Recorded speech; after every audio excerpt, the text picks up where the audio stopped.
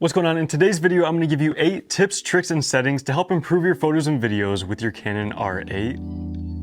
Now, like always, I don't want to waste your time. I'm going to jump right into this video, but if it does help you out, please consider dropping a like and subscribing to my channel. Alright, number 1, if you record video with a Canon R8 and you want to get the highest quality, best looking video out of this camera, you're going to want to record in C-Log 3. It'll give you much better dynamic range, it'll give you better colors, but there is a little bit of a catch. You're gonna need to do some sort of color correction and color grading in a video editing software. Otherwise, if you just look at this footage straight out of the camera, it's gonna look really muted, there's not gonna be very much color to it, and it's just gonna look pretty bad. Which kind of seems weird since I just said it gives you much better dynamic range, much better colors, and just better looking video. But it essentially just records a ton more information into the footage and allows you to do pretty much anything you want to in an editing software, you know, with color grading and color correcting tools, rather than just baking in that contrast, saturation, sharpness, and things like that in the footage like you'd get in a standard video profile. So if you know what you're doing, you can make C-Log 3 look great, but again, straight out of the camera, if you don't want to do any sort of editing with it, I wouldn't recommend using it for that. But for everybody else, this will give you the highest quality, best looking video with just a little bit of work in editing.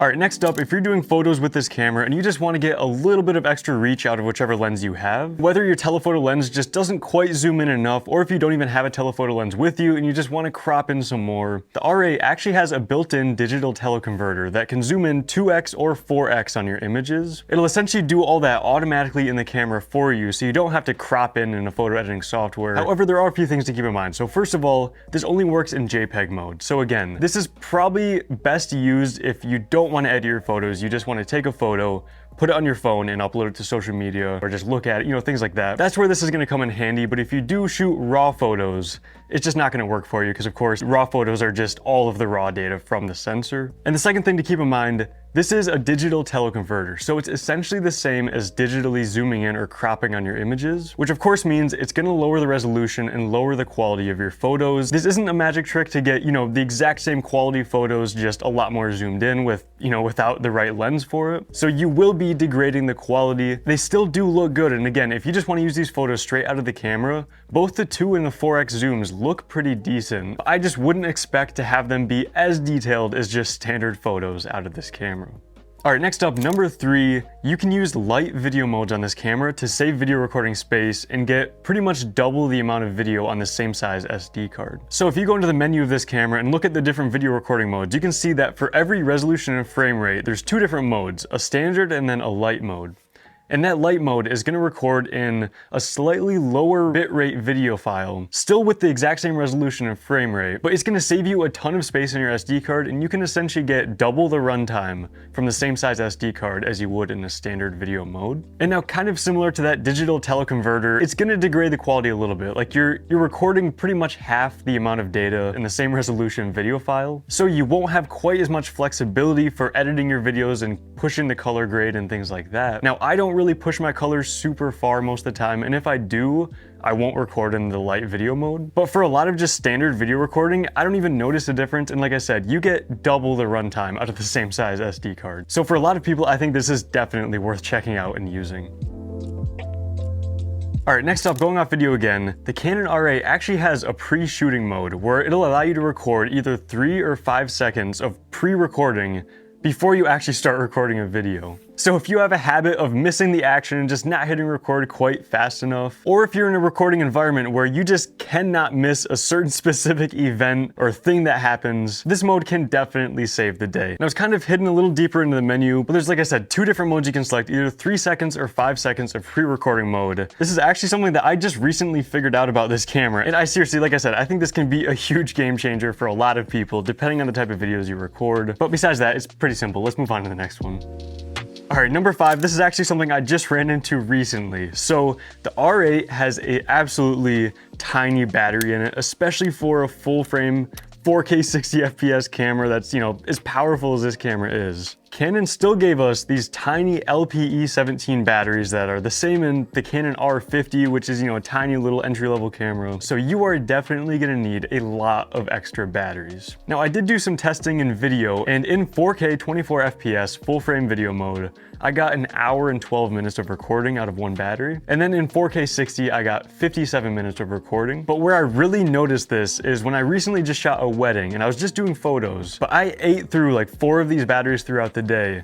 And I brought a lot with me, but I was starting to get a little bit worried towards the end there.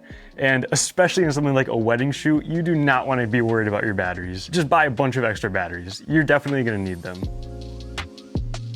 All right, next up, this is actually another video related one, but the Canon R8 actually has a focus breathing correction for videos. This is luckily something that a lot of newer cameras are starting to implement more and more. And essentially what this does is it gets rid of that focus breathing. So when you change from, the close to the farthest focus distance, a lot of times, even if you have a prime lens, it'll kind of zoom in and out just from focusing, just because of the way lenses are built. Now in photography, this really isn't much of an issue, but for videos, this definitely can be an issue, especially lenses that have really bad focus breathing. And so the Canon R8, if you go into the lens correction menu, you can turn this on. Now it only works with some lenses right now. I hope Canon will update it with a lot more lenses in the future. Honestly, I just go ahead and turn on all the other corrections as well for all my lenses. Kind of a personal preference thing, but if they have corrections available for distortion, for vignetting and things like that, you might as well just go ahead and enable them so that you can get the best looking video out of this camera.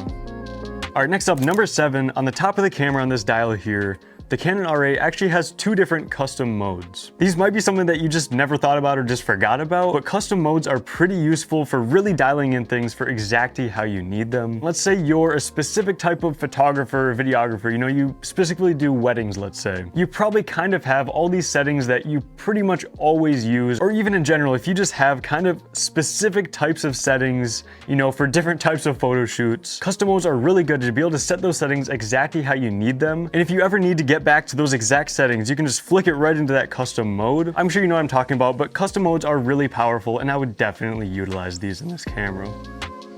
All right, last but not least, you've probably seen this and you might be wondering what this is around the camera. And so this is something that I personally keep on pretty much all of my cameras all the time, and that is a camera cage. So of course, this is gonna add a little bit of heft, a little bit of weight to your camera, but the reason I keep these on all my cameras is for that extra grip you get out of these. You can see it kind of just extends pinky grip a little bit. It gives you a more comfortable grip. It's of course gonna add a lot of durability. This is a full aluminum frame just going around your whole camera. So if I dropped this, on its corner, something like that, it's definitely going to protect this camera a lot more than if I just didn't have this cage on it. And then of course the main thing these are made for is just all the different attachment points. You can put on accessories, you can add grips, you can add microphones, you can add just so much stuff a lot easier than if you didn't have a cage. And really for video recording specifically is what makes these so powerful. For really being able to expand your video rig out and add things like a follow focus or, rails at the bottom for lens supports, quick release plates, side grips, top handles, things like that. But even for non-video shooting, I personally just love keeping cages on all my cameras, just for those other reasons I explained. They're definitely not for everybody all the time, but just having one around that you can add to your camera if you need to. A cage is something that I would definitely recommend just having around for your Canon R8.